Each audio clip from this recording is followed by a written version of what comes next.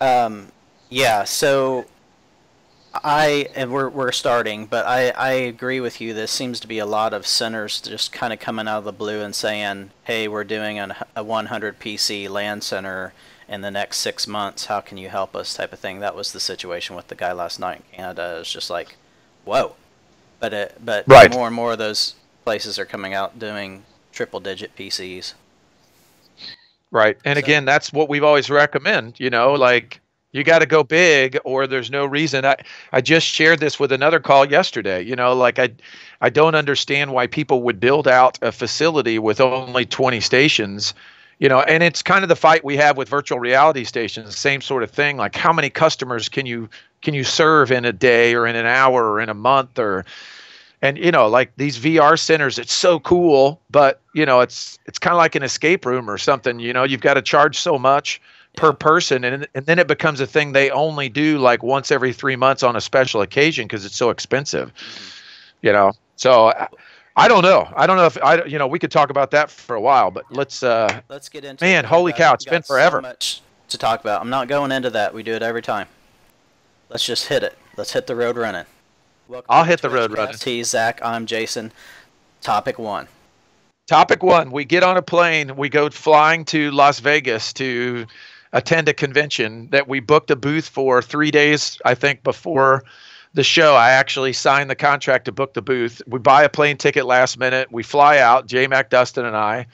The plane's delayed an hour, taken off from Indianapolis for mechanical issues. We're like, oh, back to the airport bar for another beer. So it wasn't that big of a deal. Get on the plane, flying across the beautiful country, and all of a sudden the pilot's like, we have to land immediately, the mechanical problem's back. So we land in Grand Junction, Colorado. Pilot comes out, and then he's like, oh, by the way, oil pressure was dropping in one of the engines, we had to land, it was kind of serious. And everybody's like, oh, we can't fly out of this place because there's no other planes, they have to fly another plane from Las Vegas, it's like delayed. So we end up landing in Vegas 6 hours later, 9 p.m. Sunday night, get to a cab, ride to the hotel, crash, wake up the next morning to our phones going crazy, people asking if we're okay. We literally were 3 blocks from what all went down in the shooting and had no idea. Like the beautiful resort that we stayed in, it What was kept it us a called little again? bit. Fortune Oh, Hotel the and Fortune Suites. Hotel and Suites. Google But that real quick. we're not really sure where the suites were because we did not stay in a suite. Nor was it sweet with a W either. I took my Xbox to play Fortnite and keep up with my daily llamas in Fortnite, and they had a tube TV. There was no way for me to hook up my Xbox to the television. Anyway, so it was an interesting week. We went out to this show. The purpose of the show was twofold for us. Number one, we have to continue to branch out into other markets and figure out where esports can expand. And we also had some partners out there we wanted to meet with that were going to be in Vegas for the show that we could hook up with and meet with while we were there. So, we didn't really know what to expect as far as a reception from our booth. It was last minute. We ended up with a great booth location. We had a extremely last minute idea for what we would promote at the show.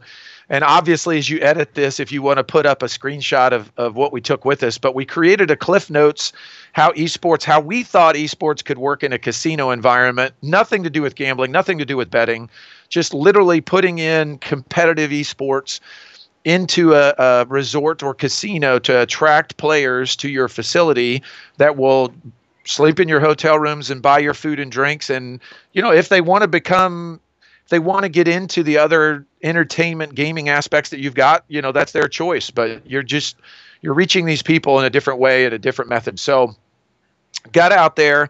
We were at CES with eBlue in January, and we were excited about CES show. And I feel like we got some pretty good leads at CES, but I don't know, J-Mac, I would say G2E was probably 3 or 4 times as good, the number of solid contacts and leads we got for partners. I mean, what do you think? I think it was definitely better. The CES, we were really encouraged because there were a lot of people that were coming up to us ready to go. Like, really interested in Yeah. esports. Really glad we found us, but and we are very encouraged there. But I really feel like G2E kind of blew it out of the water because everybody's ready for esports. The only variable missing in the casino world is betting. Right. Betting on yourself to play a game. There already is the quote unquote esports books out there where people can bet on matches, but just I mean, I took a picture of how many contact business cards that we got there, and I think I followed up with somewhere between 150 to 200 people after I got back. So people are excited. We were very encouraged by them telling us, "Hey, we're ahead of the curve," and I think that we said, if we can be the entertainment bridge until businesses betting gets there, then we can already be ingrained into the casinos. Right, exactly. And part of it too for me is so we had these little Cliff Notes books that we handed out. We talked to a lot of people that stopped and gave us feedback right there on the spot. Like a lot of them weren't ready, and some of them, were thinking about it or whatever. But then we handed out between 700 and 800 books at the show, that people actually took away with them and took them home. And again, the guide is literally like all the genres of esports, the top titles in each, and ideas we have of how casinos could use them or how they could be used for betting down the road. But a lot of it is just, like trying to educate different industries on what esports is. It's such a mystery to a lot of people, like I don't know why it's so hard for people to understand that it is simple. When you say it is a competition between a couple players or two teams of players in a skill-based environment that is similar to real sports. That's why it's called esports. It's not as athletic and physical as you might think. And that's not a detriment or a negative thing. It's actually an extreme positive thing because it's available to everybody of all ages for a long time. It's not a short window. Based on if God made you 6'8" and 400 pounds, you have a chance to play football, but everybody is made with a chance to play esports, and esports is everywhere. And it is the future for entertainment. And I'm sad as an athlete that grew up, going back and watching my niece play soccer and going back to the high school games and things. I'm really sad that real sports is falling away from being the thing to do now, and we've talked about this a lot. Like everybody has a device in their hands that connects them to everybody else. Like you don't have to go to the Friday night football game to have a chance to see the girl that you're interested in or see the guy that you're interested in and be able to connect socially. You're connected socially to those people 24/7 with these devices. Right. It is a different world. It's for better or worse. Like we can lament about the past and live in the past, or we can embrace the future. And the future is we're going to get a ton of social engagement through our devices my son doesn't have a driver's license. He doesn't need to go to the mall anymore. He doesn't have to go to the movies to see somebody and hope to go on a date or whatever. Like he can interact with people. Anyway, I feel like G2E was great. I feel like it's opened up a couple opportunities for us. Some of them are pretty hot, and I think that they're going to advance pretty quickly over the next 3 to 6 months. Our goal, my personal selfish goal with all of this is that I want there to be 500 to 1,000 physical locations in the United States, that are competitive esports arenas that players can go locally and compete, and join into activities and participate in events for new game releases and things. That's my selfish goal. So if I have to do that with casinos, if I have to do that with some of the stuff we'll talk about in a minute with theaters, if I have to do that with amusement parks, if I have to do that with restaurants, if I have to do that with standalone centers, we'll do it every way we possibly can. We just have to have this network of centers working together so that there are players that can play in competitive events in esports without having to travel. I think the key for me was near the end of the convention when there was a guy that came by. He was a journalist that had an interest in esports, but he said, "Were you at the keynote this morning?" And Magic Johnson, it was the last day when Magic Johnson was doing the keynote speech, and I said, "No." He said there was a guy that asked him about esports, and Magic's answer was, "I've invested in it, but I don't know anything about it." And that's kind of how I felt like the entire theme of G2E was. But you know, we've already talked and followed up with a lot of people, and there's some people that are ready to go. So it'll be interesting to see what happens. Yeah. So next topic on my notes is we've talked about this with some of the private group. We'll talk about the program we're doing with the individual centers in a minute, but this is kind of our first coming out to the world. So our stores that we've ran for years, eBash, you know, we've opened and closed, I think, 8 locations besides our flagship store that continues to operate today. And we've been in business for 13 years. We're just about to turn 13 and start our 14th year, which is cool. So, you know, we've been in the mode for a while of just helping other people get open. And so right now we're in a project that's kind of crossing over, you know, it's like a hybrid model where we're going into a theater in a partnership with another group that is involved with the theater network here in the U.S. And we're taking all of the seats out of one of their screens, putting in esports stations all facing the screen, putting in a new device that's going to split up multiple things on the actual movie screen and have running live for the players in the arena. And you know, it's going to open as an eBash, you know, so the opportunity for us, which is phenomenal to be able to expand very quickly in a lot of these theaters, is that the theater has a staff that's already working. They have a great general manager that's been in their theater for 13 years. You know, he runs everything day to day. He has the scheduling. He controls the staff. He runs the payroll. They have a concession stand. They have a point of sale. They take money for tickets. They take money for concessions. All of that is all ready to go. You know, they own the building. They are in control of the space. There's no lease to sign. There's no payroll to add. There's no utility cost to worry about from our side. We're just partnering on the space with them and just doing gaming in that one screen to see how this goes. But there are 1,200 independent theater owners that are watching this project to see, okay, you know, what's it going to generate? Is it going to generate? And this is the funny thing for us, is that as we consult with centers that are starting up on their own, we've known this for years, like the magic number is 20,000 a month, 25,000 a month. If you're in a bigger market with a higher lease, like you've got to bring in that much money every month in those spaces to pay for rent and pay for people and pay for utilities and all of those things and make money. You've got to be in that higher range. Whereas in this theater, you know, we're talking about, you know, 10,000 to 15,000 a month in game time. If we do 10,000 a month in game time sales, they're like ecstatic, like they're bonkers for that number. And, you know, in my mind, I'm like, that seems so low, but we have to remember that that's just additional profit for them. And so we're splitting that with them. And we won't share the percentages we're splitting with them, but they'll get a check every month from this program. You know, they actually take it in and they have to write us a check for our percentage, but they'll make profit on that room that they weren't making from taking 20% of movie ticket revenue, because there's just not enough movies and enough demand for people to fill 12 screens in their theater anymore. So we will generate a lot more money for them than any movie in that one theater would have generated.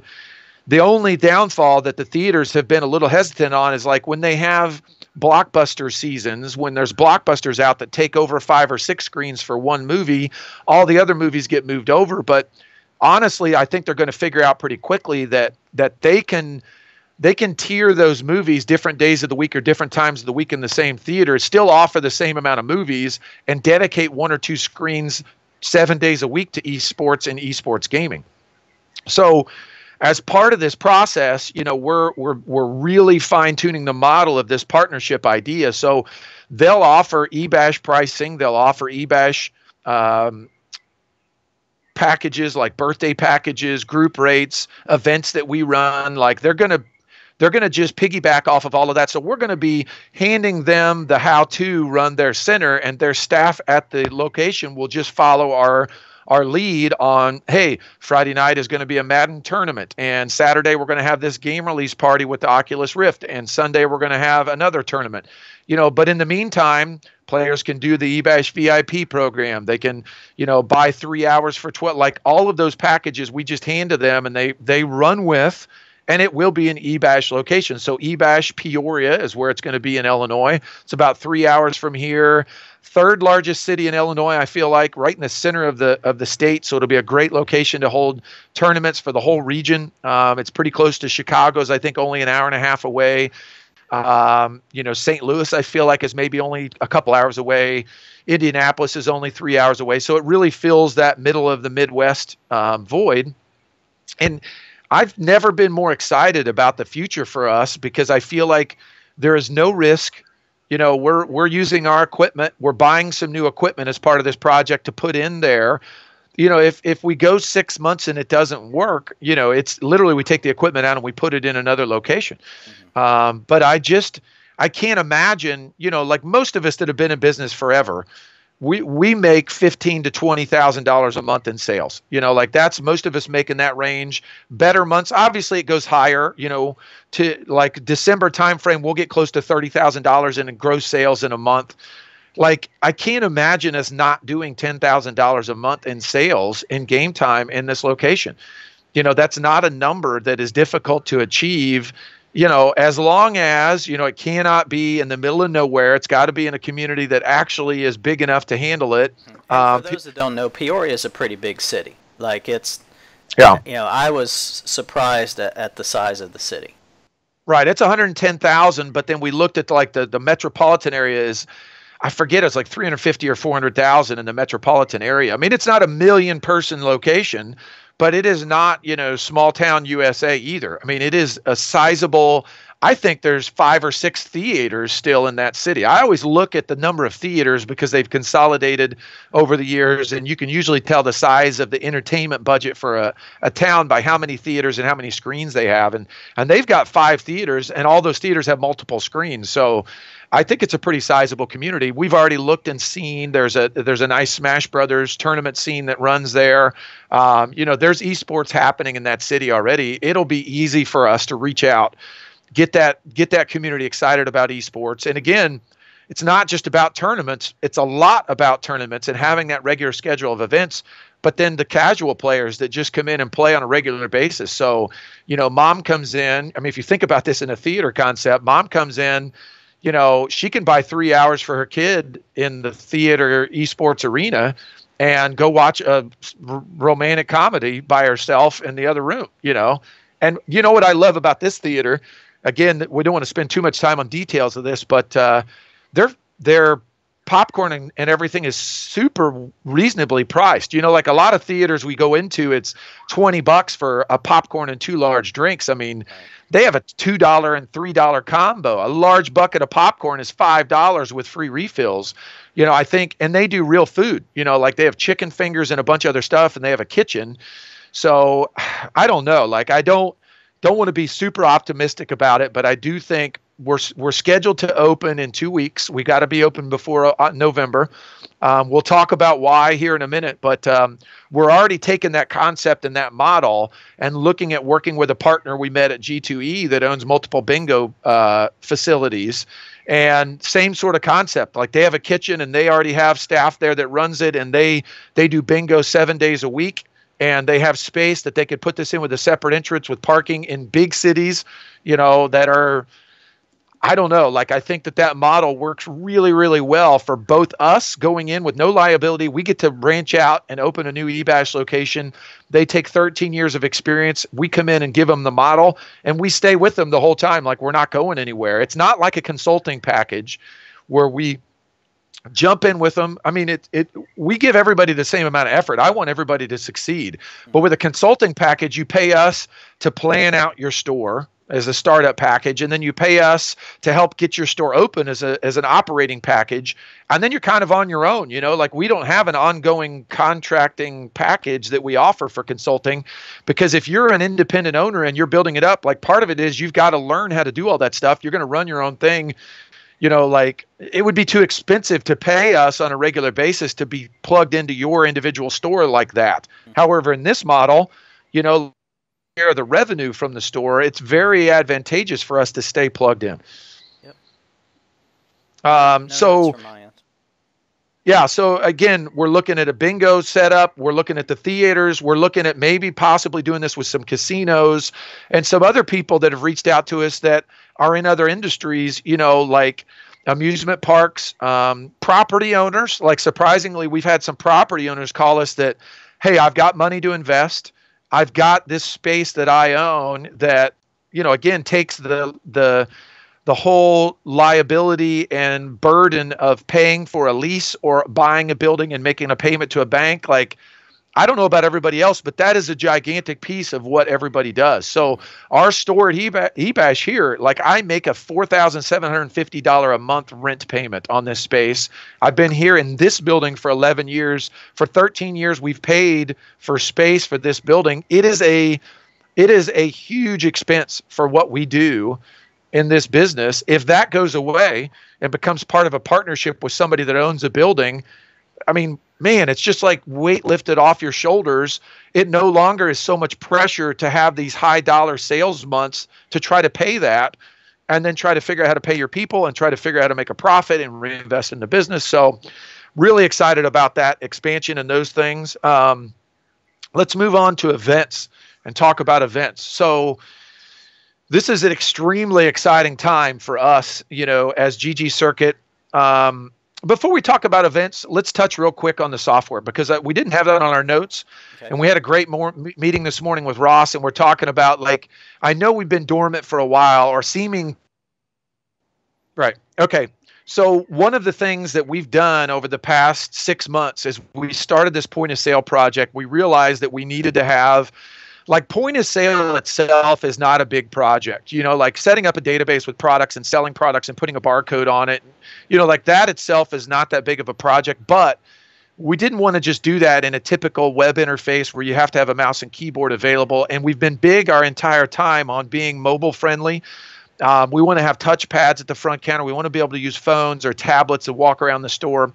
So one of the things we had to do is we had to go back and really rewrite our dashboard from the ground up. And that's the first piece that we'll release. And again, I'll put Ross's name on the line. I mean, he's telling me that, and I'll say this with confidence because we did play with it a little bit this morning. So he thinks that we're going to be able to let centers start testing that next week. It is very close to being ready. They're finishing up the graphical layout view. But as far as, I think people are going to be a little bit blown away by the interface, because it is touch friendly. It's developed so that it's nice on iOS as well as Android. If you run your store, for example, with an iPad at the front counter and a square reader for swiping credit cards or whatever, you're going to be tickled to death with the new interface, because it's big, it's easy to type in and look up users and touch a couple things and bring up their accounts. And activity logs with a view of everything that's happened in order, in chronological order, which employee did what. And there's just a lot of things that are just going to come out with that dashboard update. And then as soon as that dashboard's update, they'll start integrating the point of sale pieces they've been working on. And within 4 to 6 weeks, we're going to have a pretty polished product. And meanwhile, the back-end team is working on personal user files and continuing to work on reconnect code and bug fixes. And so, I think all of these paths are going to merge together for this grand reveal over the next few months and weeks even, that we're excited about. So I don't want to just make this all about everything else we have going on in the esports world and events things. On the software side, we talked about this morning, just having the ticket system in place for everybody to file tickets and have tickets in tracked through the new Zendesk feature, and greeting customers on the website as they come in and they're interested, and being able to respond to them instantly. And I'm just really proud of where our company is and where our company's going. Not comparing us to anything else in our industry on the market, but I just feel like as a whole, across every industry, across everybody else, I don't think anybody else is as responsive as we are or communicate as well as we do with our clients. Part of that's the day and age we live in. Part of that's the fact that we have Facebook groups that we put everybody in and we talk about all these things openly. And that's just the way I want to run the company, and I want us to be forthcoming and open with everybody. There's no secrets to hide. Part of it's because we are a company that has been built by the gracious, support of all of these centers that have bought into the idea of what we're doing the past year. as we've started the Pioneer program, and it's coming to an end, as we release this first version, and we're going to have 100 Pioneer centers that are part of our close-knit friend group that help get this stuff started. And it just breaks my heart, some of these guys that opened and are not able to stay open, like Brent at Game Haven and Nerd Cave, and some of these ones that are falling off that were with us from the beginning and really believe in the products, but they, again, were pigeonholed into leases and locations, and there was other things wrong around their business that they weren't able to withstand the storm and make it through to see the glory land. So, but maybe somebody like Brent, again, it's not like we're deleting them out of the system. So, Game Haven's a Pioneer Center. If they can reopen at some point someday and find a new space and get some funding open, or hell, maybe we go to, somewhere in Connecticut nearby and we find a theater that's opening and we bring those guys on board with us in a partnership to help run that location. Yeah.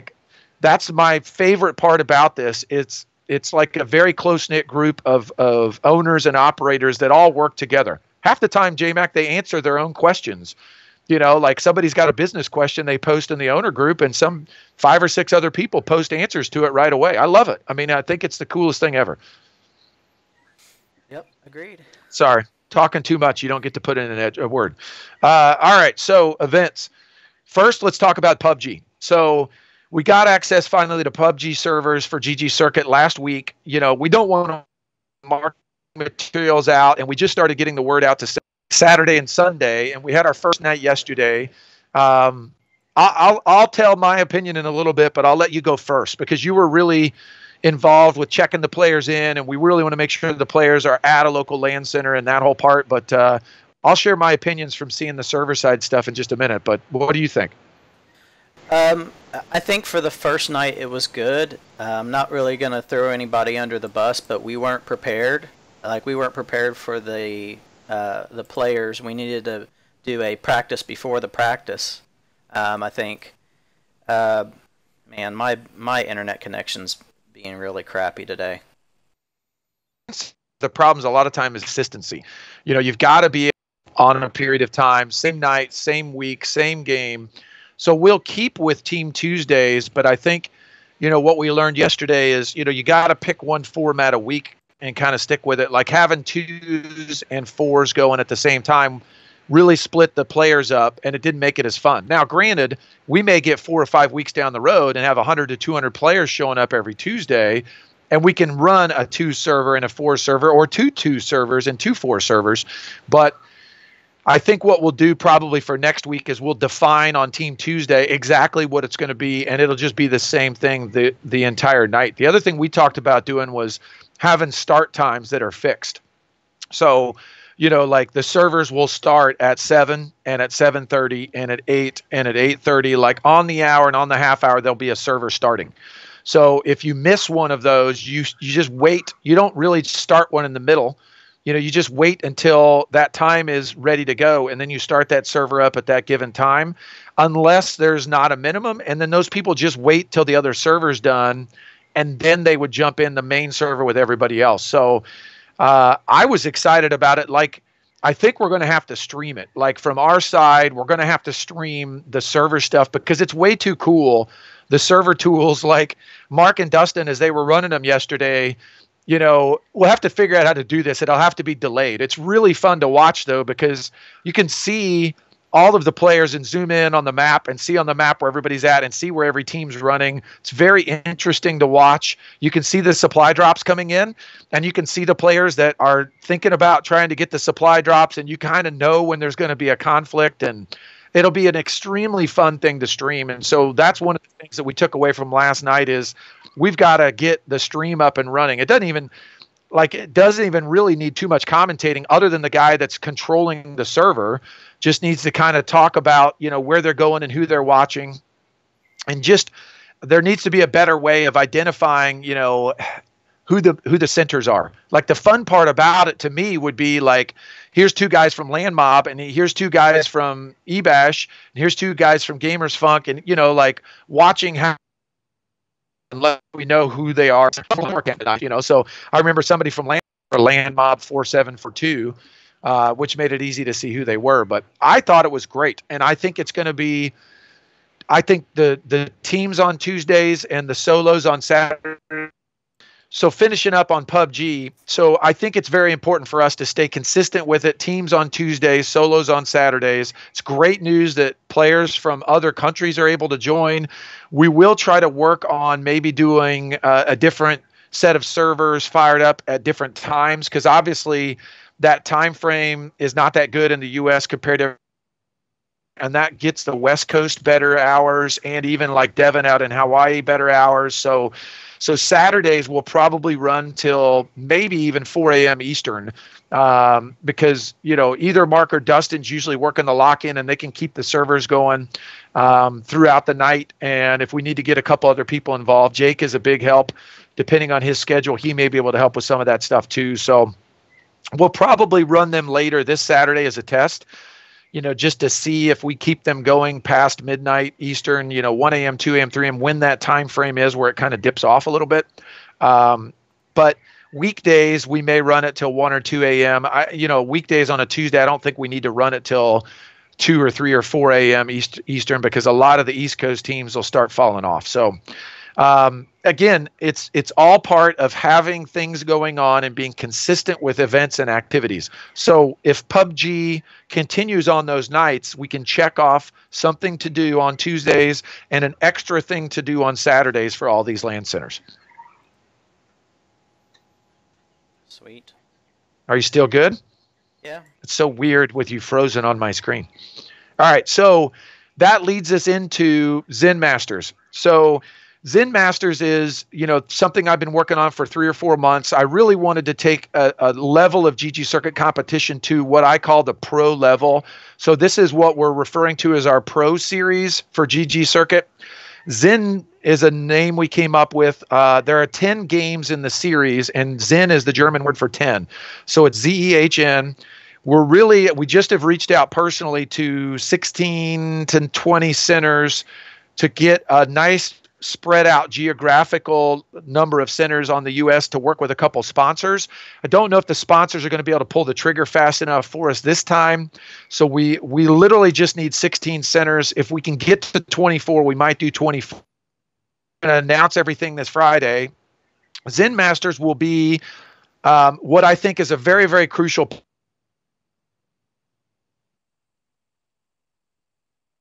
owner and store is a building. It is a place.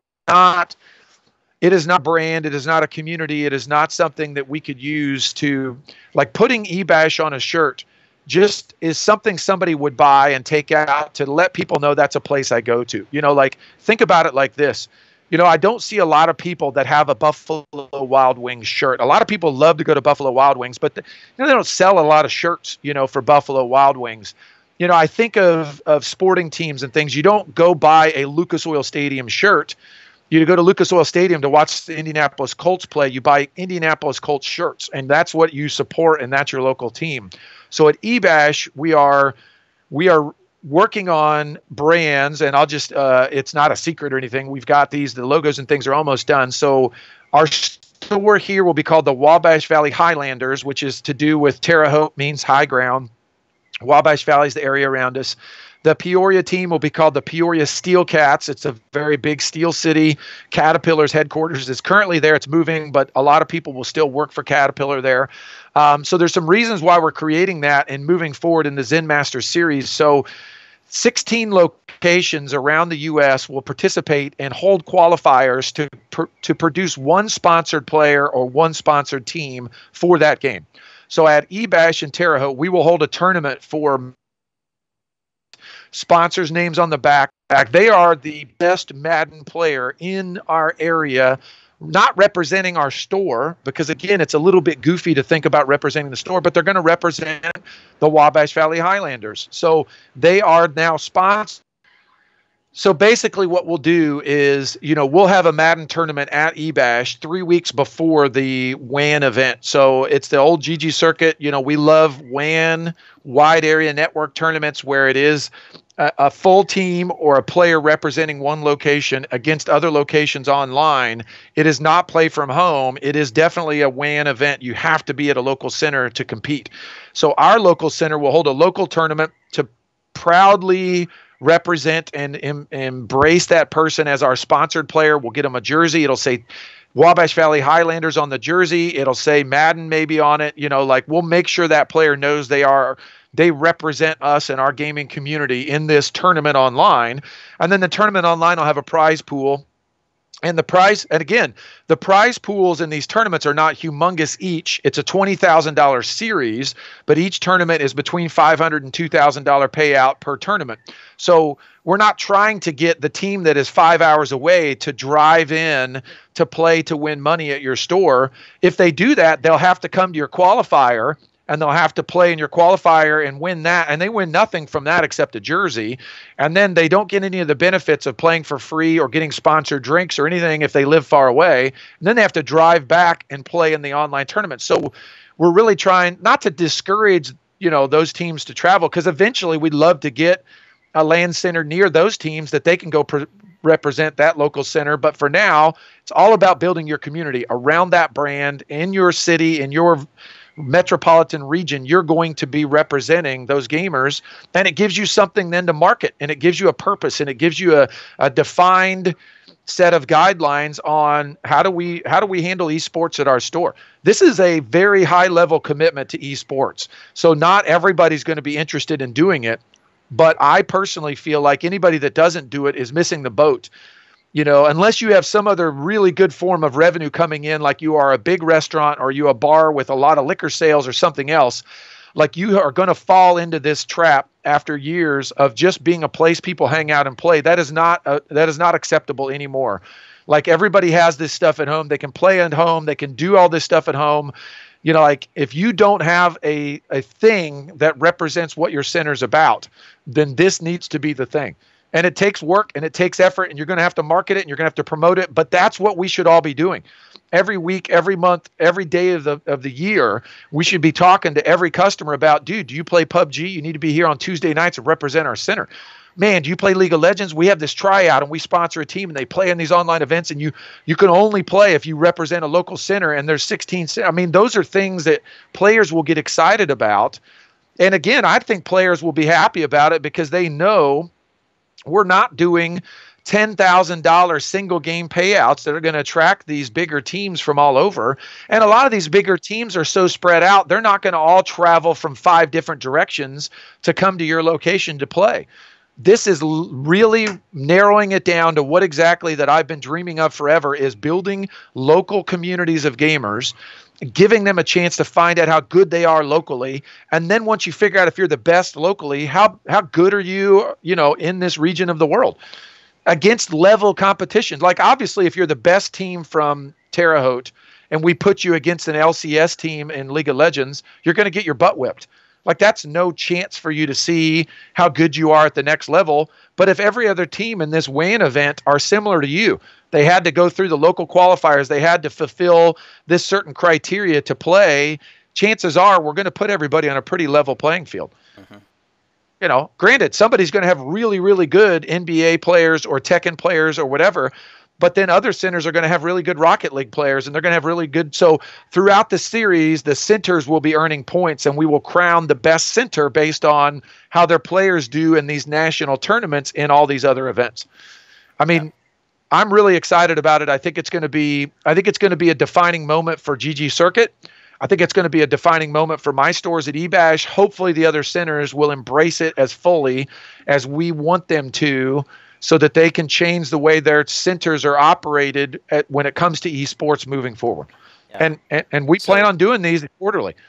So I just want to do a summary since we've been having some connection issues today, but it's called Zehn Masters, Zehn. It is a tournament series for centers that are interested in bringing in more revenue for tournaments and to get the minor leagues of esports really going better. It is a series of 10 different game tournaments, and over the October-November time frame, there'll be qualifiers at your local event, your players must participate in those local qualifiers to be eligible to play in the wide area network events, the WAN events, where the winners of the qualifiers will participate against the 16 other locations. So right now we've reached out to multiple locations. We've already got somewhere around 6 or 7 that have paid to be in the series, and we're waiting on answers from the other people that we've initially reached out to.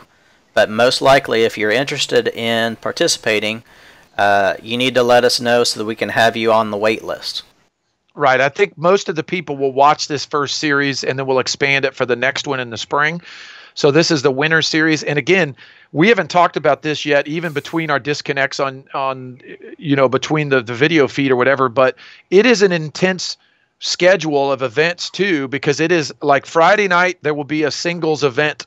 And then Saturday, there'll be a team event, and Sunday, there'll be a team event. That schedule starts mid-December for the WAN events and does not stop until the end of January. It is 6 weeks of, it is 7 weeks technically of 3 tournaments a weekend. The only exception is Christmas weekend.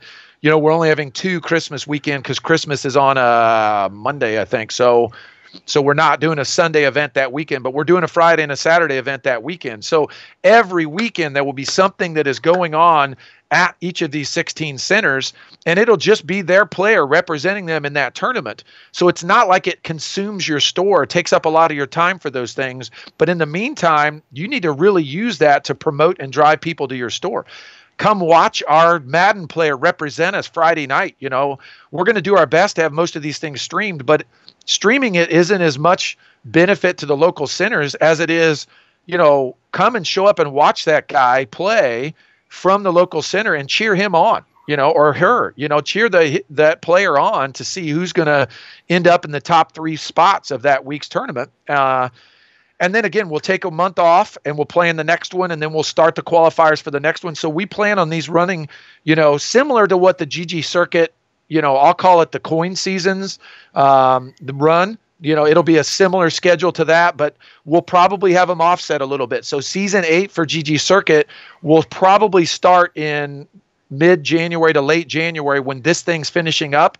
Then the ggCircuit coin season will kick in, and it's a lot more casual. Just play. Is it season 8 or is it season 7? Season 8, yeah, it'll be season 8. We just finished season 7, so season 8 will kick in. We're working on some really cool new stuff for season 8, which I can't quite talk about yet, but yeah. So Zehn Masters, PUBG nights. The only other thing that kind of goes along with that is that we're really starting to have some nice conversations with publishers about getting programs going with the publisher support.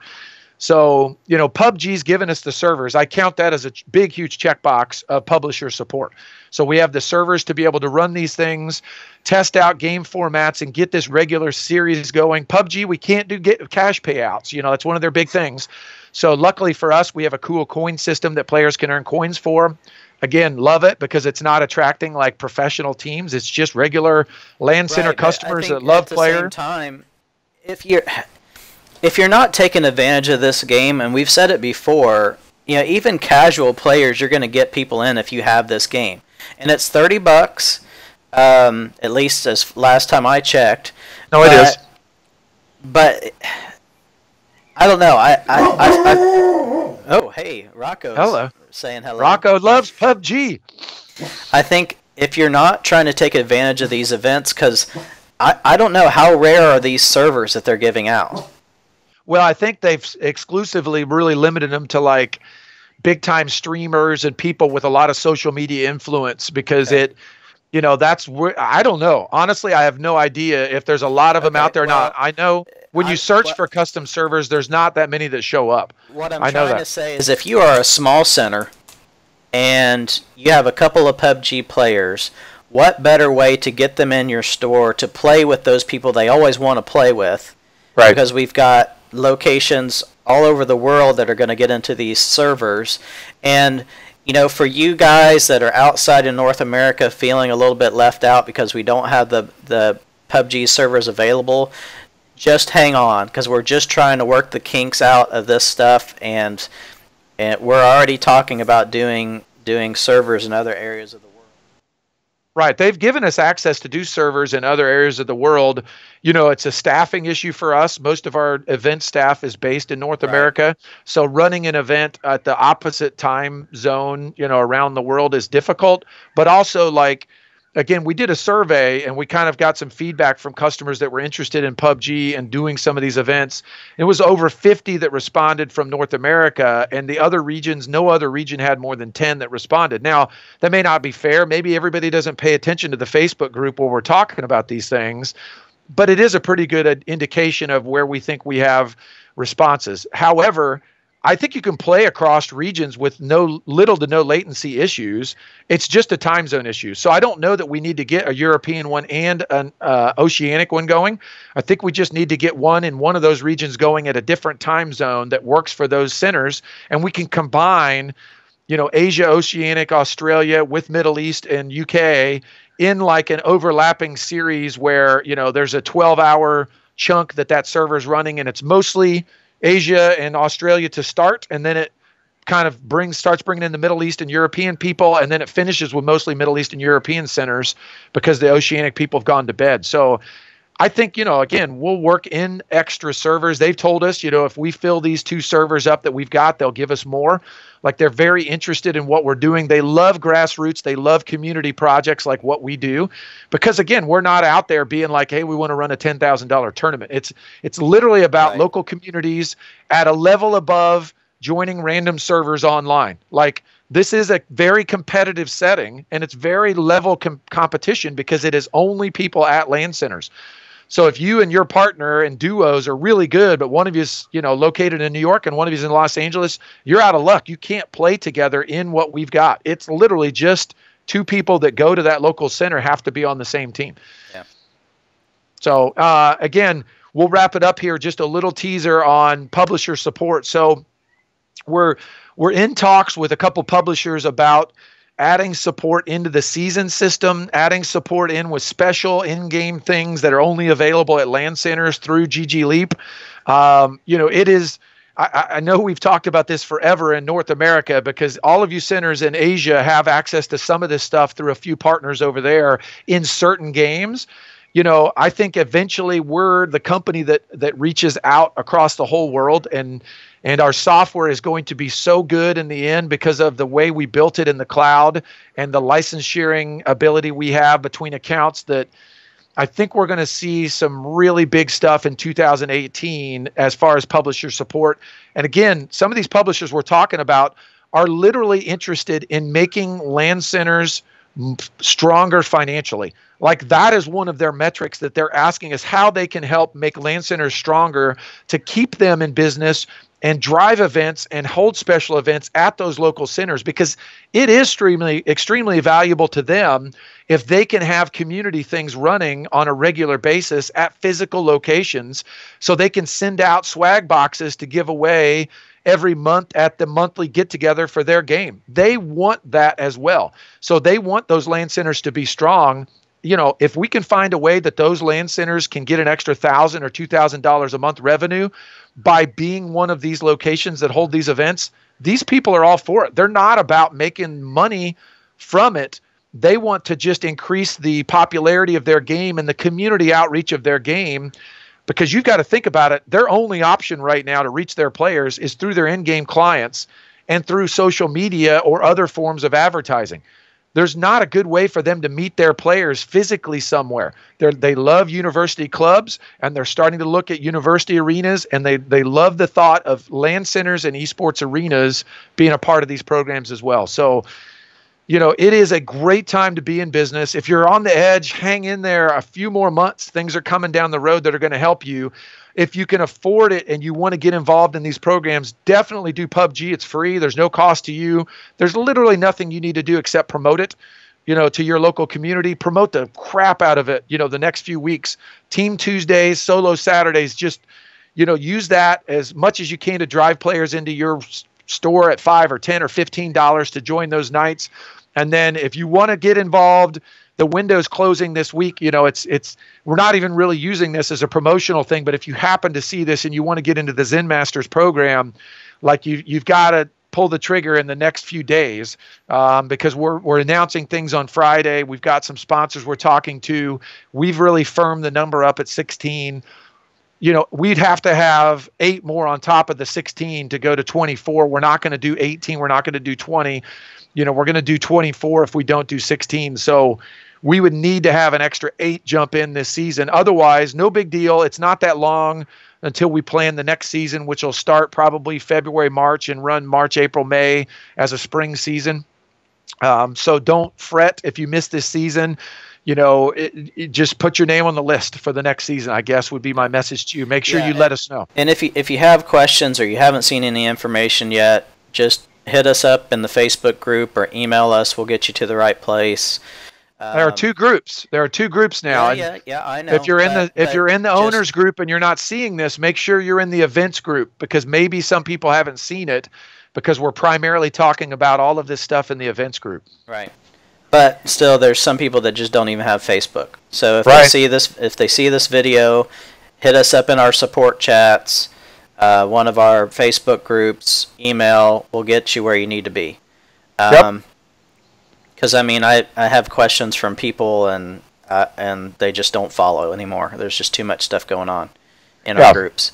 I guess last thing would be we just added Middle Earth: Shadow of War to the global license pool.